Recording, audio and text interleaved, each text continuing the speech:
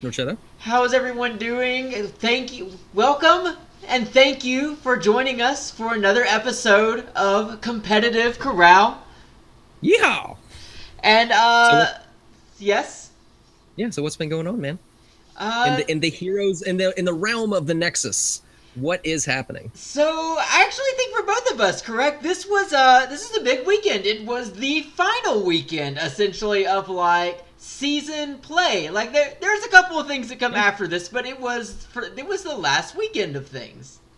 Right. Right. That's absolutely right. Like, there's a little bit of a lull before things pick back up towards the end of the year. I think you have a little bit more in the next few weeks than I do, but yeah, we just wrapped up a lot of planning for the World Cup. So I'll get into that. But what do you got going on? But that said, I mentioned last week that this weekend could be or would have some moments of there was some good spicy play.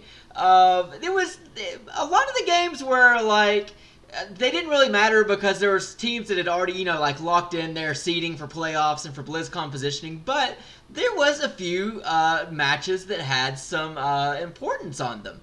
And Yeah. so there, I really only had the one that was from Europe, and that was the Liquid versus Method game because Liquid had just gotten trounced by Fnatic, and Method had been stumbling, and so Liquid had to answer: are they going to step up and hold their number 2 spot, or are they going to lose? And Fnatic jumped them, and sure enough, they stepped up and 3-0'd Method. Were happy to assist Oh, them wow. on their their continued Wow. tumble through phase 2.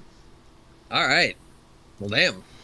And so then over in North America, it was bottom tier, but I was really interested in the LFM versus No Tomorrow matchup because this is the two Crucible teams at the time Right. for North America, but we're still really close in record. And moreover, Simplicity, who was in the last playoff position, which is one spot above LFM, and LFM in position to jump them. And shout out to the boys. LFM 3-0 over No Tomorrow. This is LFM's first time Wow. skipping the Crucible. Wow. Good for them. Very good for them. Congrats, guys. Awesome. I'm super happy for them. And so then the last one that I had was what was my game of the weekend, which was number 4 Octalysis versus number 3 Freedom, and Oh yeah, played I for had this one. playoff positioning. And Freedom. you better believe what happened. Octalysis 3-1, and they did Hmm. it with style. Oh yeah. What do you mean? They just won very convincingly, and they continue to play. They didn't play totally off meta compared to some of the weekends they have previously, but they still. What has been really important for Octalysis at this point is not showing as much as they can going into the Hmm. playoffs next weekend. That And makes sense. That makes so, a lot of sense. with them beating Freedom, that actually did allow them to jump them. But I will talk more about that in the next weekend. I would like to know what went on in the last weekend of the World Cup for Overwatch. Well, as you know, like as you're saying, stage 4 of the World Cup qualifiers. This is it. We are set for BlizzCon now. So we have the top 8 teams. But this past as we talked about last week, the past weekend was France, the UK, Netherlands, Germany, Italy, and Poland. Now, this was pretty much there was a very strong showing from the Netherlands, which I don't think a lot of people saw them stepping up as much as they did when they came in, but they came in, showed a lot of promise. They ended up going 3-2, but it's not good enough to get into the finals. People going to BlizzCon out of this stage are France and the United Kingdom. Now, Poland, poor Poland did not win a match, but they did take like 4 maps over the course of the weekend.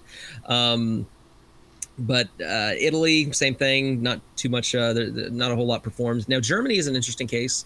While they only went 2-3, 10 wins versus 12 losses on maps. Germany actually, there's been a leak that one of their support players, Kodak, is going to be signed to the Overwatch League. So What keeping an up? eye on him. Yeah, he's going to be the first German player in the league if Awesome. everything goes through. And guess what team he's playing for? I don't know. That's right, your boys, Atlanta. Oh my So gosh. we gonna have it German. So yeah, there's some good play from him. Most of the time I was watching Germany, I was kind of keeping an eye on Kodak and seeing how he did. There's a couple times he was really popping off on Zen. Like I was about to ask which of the supports did he play, because there's two supports, and so there's like the two supports fulfill slightly different roles in a team composition, right? Right. So for those who don't know, you have your main support and you have your off support. Your main support is going to be your Anna, your Moira, and your Mercy, the ones that can pump out massive amounts of healing and really keep someone topped off in the middle of a fight. And then your off supports are going to be the ones that don't have as much raw healing output, but can provide either utility or damage on top of it. So you have your Brigida, you have your Lucio, and you have your Zenyatta. Those that are very much more passive or very sporadic healing, but they can provide a lot more in terms of synergy with the rest of the team and utility. Now, Kodak will actually play both. I've seen him play an Anna, I've seen him play a Zen, and a lot of times they will go back. He flexes a little bit. So I did get to see a little bit of his Anna play, but his Zen, I was impressed by his Zen. Not necessarily Jonak levels, who was season 1 MVP, but so yeah, I'm looking forward to that. But that was Germany. They did okay. The Netherlands, like I said, they came out a lot stronger than a lot of people thought they would, but they still were in third place. UK came out very strong going into their last match on Sunday. They were 4-0. And I guess were they the favored regions with Great Britain and France, were the both of them favored? Yeah, UK and France, they both, France especially, has some very, very strong talent. I wish I had thought to clip something. I can't remember what it was, but I distinctly remember on Twitter, the Twitter accounts of the UK and France teams getting into some playful jabbing with one another. Some old wars. Oh, I'm sure. That's one thing that I'll say about the World Cup that has really brought out a lot in teams is that there's so much shit talking, and not bad. It's not like, one of the problems with esports is that you get into these games and you're playing the ladder or something, or you're playing in and out, and you actually get upset and you shit talk someone and you get upset about it or you piss them off. There's none of that here. That's a problem. What this is both teams know that this is just fun. This is a one-off thing. Of course you want to represent your country, but all of the BM has just been good ribbing and good fun. If people lose, they're good sports about it. It's been fantastic. And that's one thing that for the longest time, I wanted zero of that in esports, at the professional level, because it looked bad, because there's such a heavy tie to actual trolling and trash talking and just straight up shit talking in esports from people who don't know how to do it. They just try to piss people off, or they get mad and tilted and stuff. They get super salty. But this was very much like the Canada and US had some great back and forths on Twitter. Same thing with France and in the UK. Well, it's been great to see that. Yeah, this case in particular, I feel like this is almost like the ideal finality of a true rivalry, and that they do this because they have a certain shared national history of conflict with one another, but also over time putting conflict aside and trying to finally get along with one another. And they don't always agree on everything, but they still have this commitment to try to cooperate, but also always know that shared past. So being able to it's like a performance in a sense, in that the world knows this and wants to see this, and we don't actually feel a hatred for one another, but right. We have there's a history here that people enjoy that we can play up.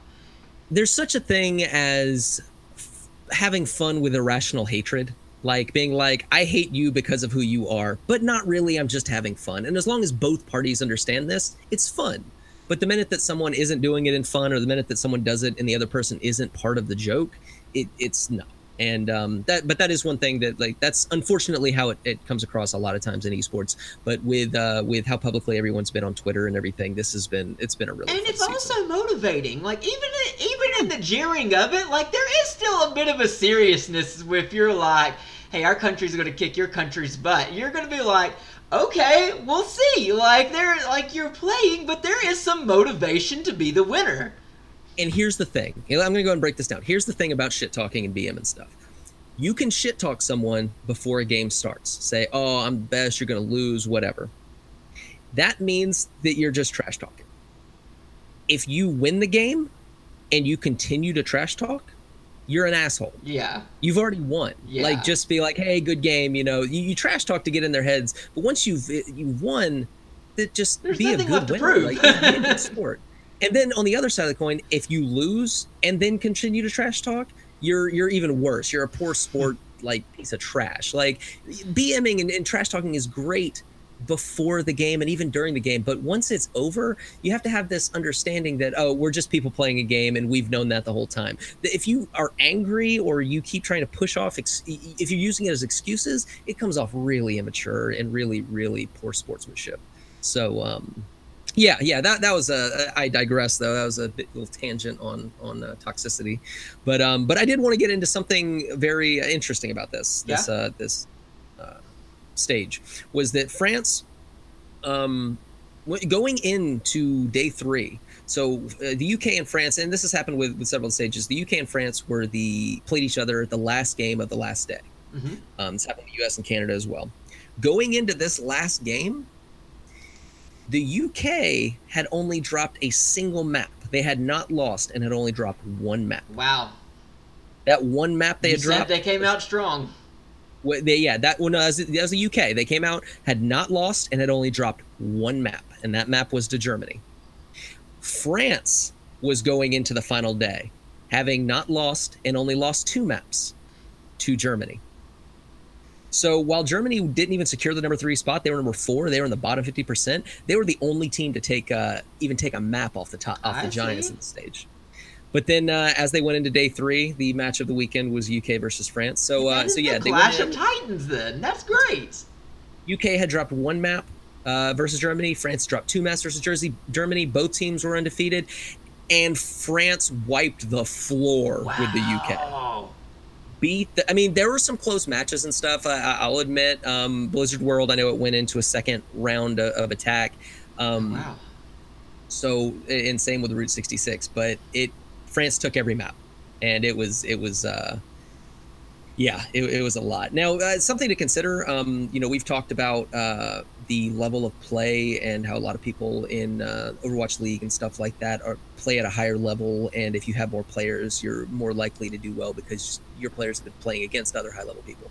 Something to consider is while they do have several contenders players, the UK only had 1 player that actually played in OWL, and I believe he's been released from his team, and that was Boombox. I'm not positive on that, but I'm actually pretty sure that he's been released. But they only had 1 on their team, so with most of their team not being in the OWL, that's very, very that's really good. Yeah. Whereas on the other side, you have Poco, who is considered an amazing diva, Unko, who's an amazing support.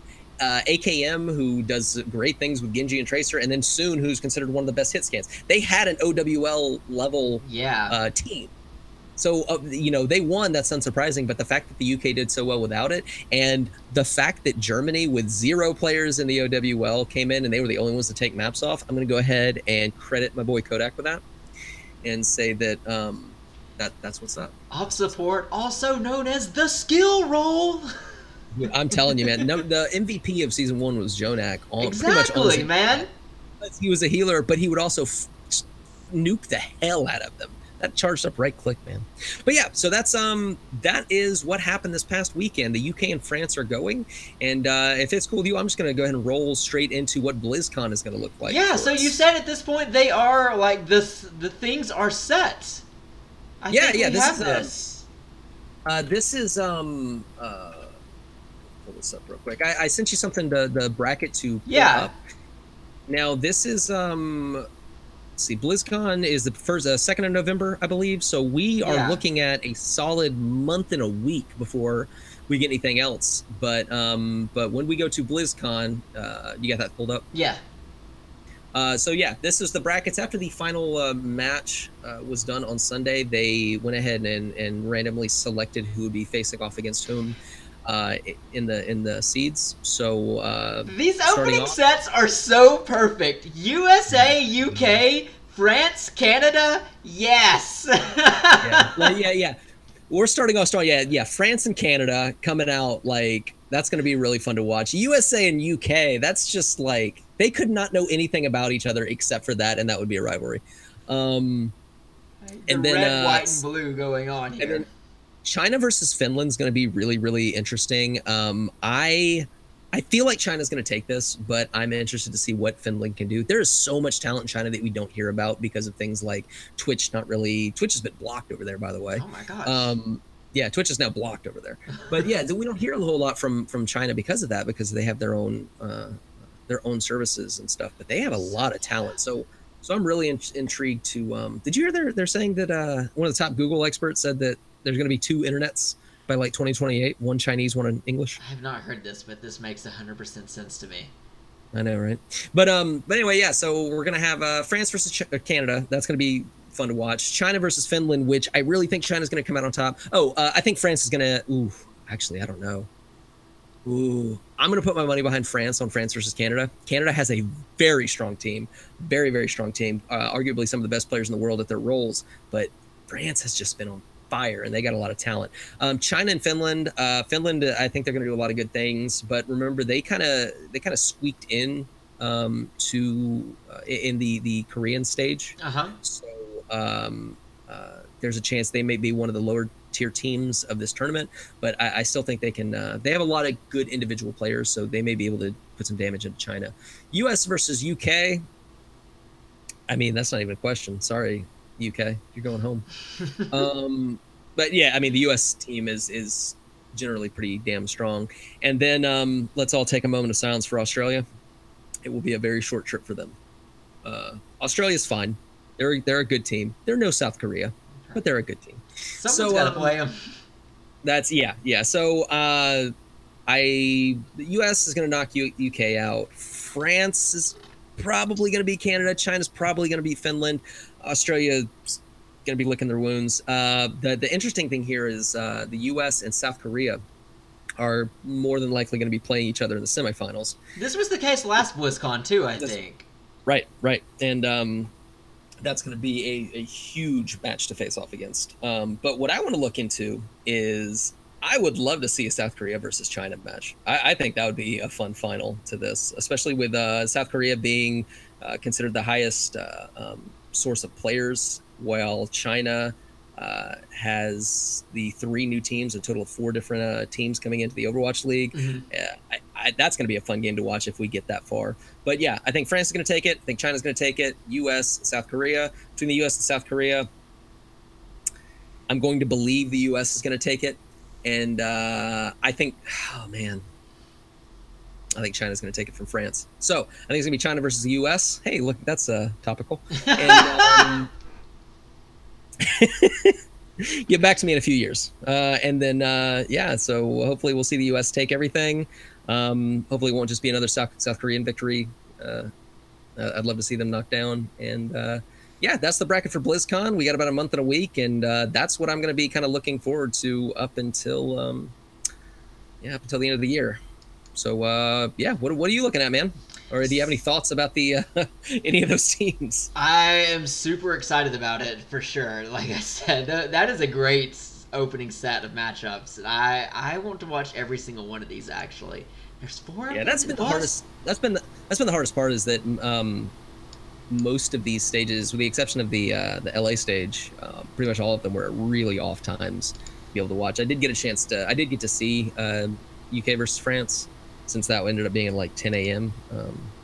But beyond that, I didn't really get a chance to see a whole lot of them. But yeah, I'll get to watch some Overwatch again.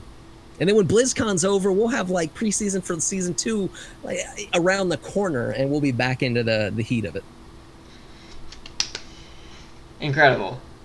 So yeah, it's pretty much at the same place in Heroes of the Storm. We're like a step behind this, actually. So you said that so the World Cup qualifier for Overwatch is now totally set. Well, there's 1 weekend left to go before the bracket for BlizzCon can be set for Heroes of the Storm, and that's because, well, I guess actually 2, because Korea will have to also do it. But this weekend is the playoffs for BlizzCon seeding for the Western Hemisphere regions, for Europe and North America. And so I also have some brackets here. Starting off in Europe, the opening game is going to be Method versus Granite Gaming. And so, like I said, Method has lost their last 5 series in a row. Since coming back from the Clash, where they did pretty well, the only teams they beat were Monkey Menagerie, the Crucible team, which they beat 3-2, and Leftovers, which they beat 3-2. And so Granite beat them 3-0 2 weekends ago, and so now they're having to play them again to progress up in the playoff series.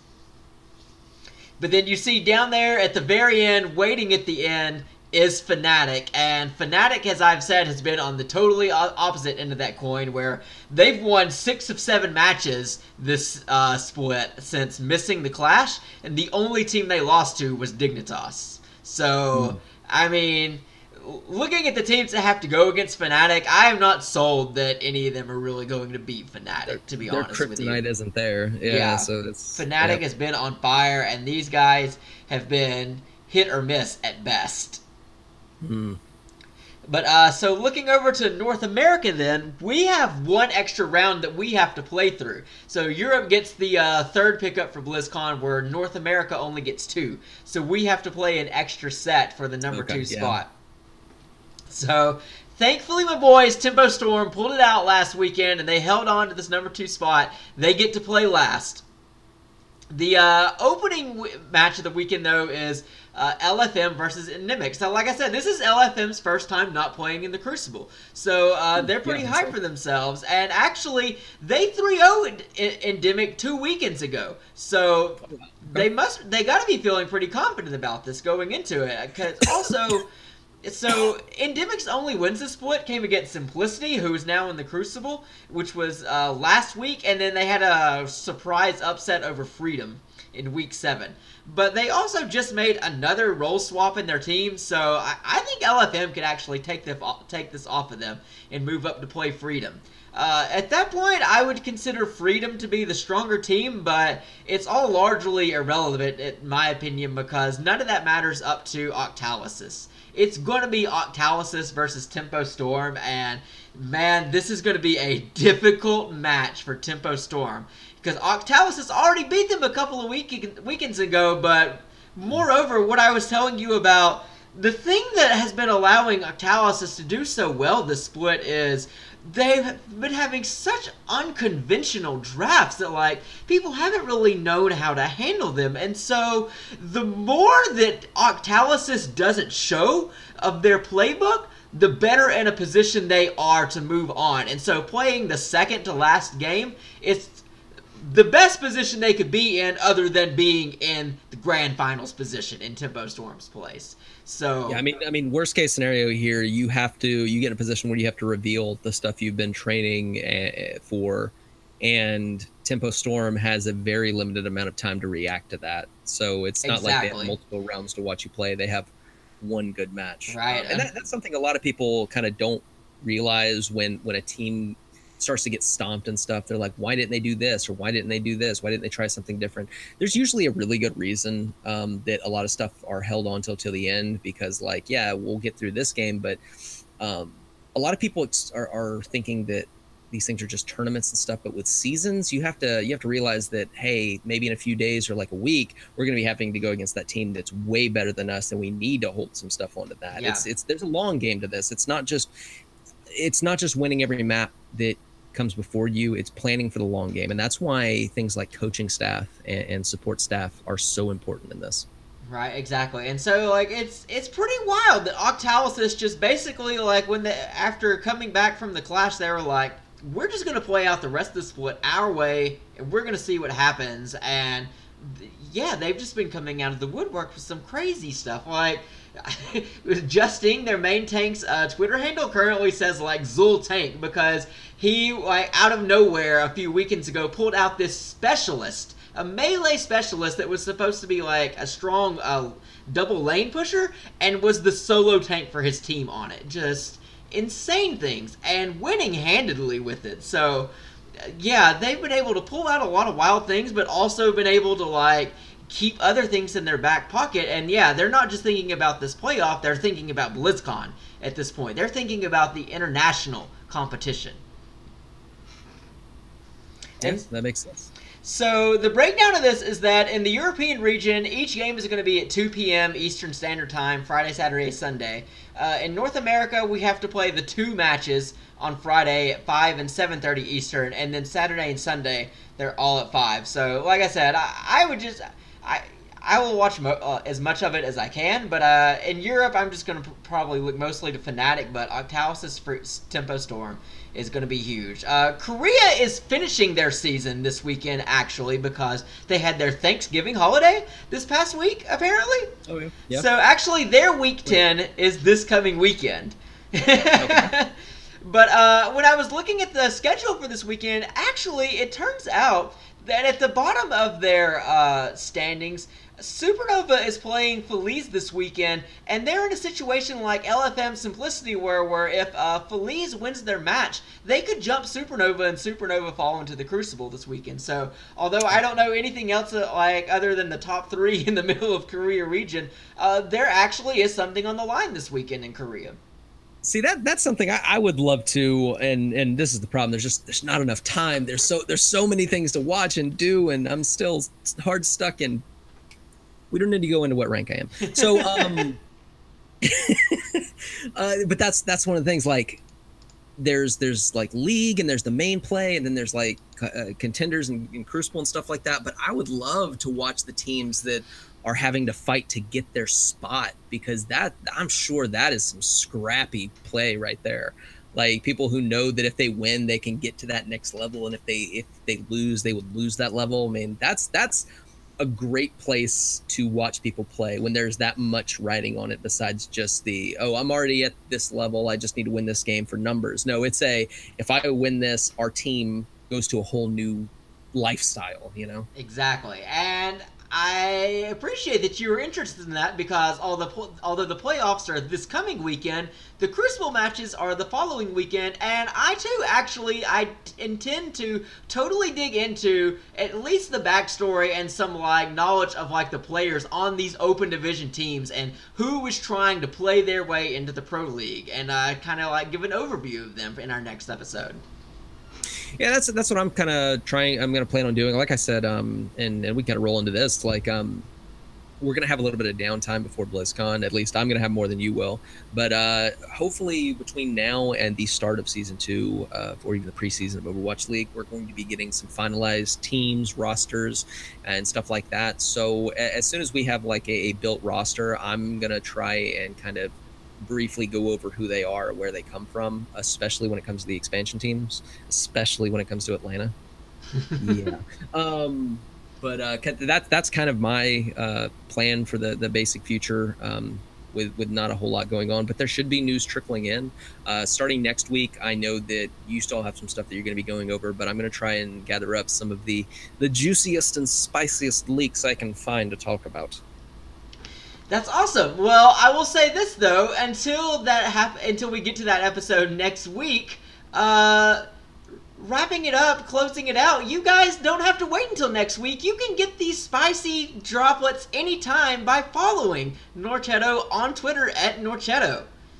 Oh man, you should see the things I retweet, like leaks of these things, and videos that I make about leaks of these things, which are on YouTube. Speaking of YouTube and Twitter, you can also find me on both of these platforms as well at Sigma is Greater. You can find us both on Twitch playing the games that we're talking about. Now, I know you've been playing on Twitch a little bit more than I have. I've been having some audio issues, but only when I'm trying to combine like mic with desktop audio with streaming and stuff. So I've kind of been doing more YouTube stuff than streaming, but I have been talking to some people. If there's a little more requests for it, I may try to work through that and get that stuff reset back up. But I have had a hell of a time getting my audio completely set up and working for streaming. Actually, low-key, I've been self-conscious, and I've just been recording the games instead of streaming them. It'll happen. It happens. And that's very important, because you should be doing that anyway, because the best way to learn is to record your gameplay and watch it back, which I need to do. So Same. I keep And that same. I actually am planning to do more of this on my channel in the future. I think you've talked about doing this as well. We've also talked about incorporating this into the corral, that we want to, like, I for sure for BlizzCon am going to have at least a replay from the tournament to bring in that was like a really great moment in the tournament. Yeah, and I hope to, especially from BlizzCon, find something else to bring in. I also know there's a lot of other information about these games that we could share that I'm kind of wanting to dig into a little bit in the future. And one thing that I would still love to do, if I can, since we're going to be recording things, and since I need to record games and you already do record games, is the ignorant casting. I don't know what we want to call that, but you send me a match of heroes and I send you a match of Oh Overwatch. yes, my Overwatch coaching. Yes. Overwatch coaching, yeah, and I'm open to doing some Heroes of the Storm casting. Like, yeah, you should probably walk around the tree and help the dude with the axe. That's what you should do. You should have not walked into that bush where that dude apparently was. Man, that guy killed you. You should probably known he was there. But yeah, so things to look forward to. Yeah, that is things that are on the work orders, guys. So again, follow along, check us out in the future. We have a lot of great content planned for bringing to you guys. Absolutely, man. Absolutely. A little bit of a short episode, but it's going to be a little bit slow coming up the next few weeks. But once BlizzCon hits, it should ramp right back up. Until then, we'll see you guys next time. Later. Love you guys.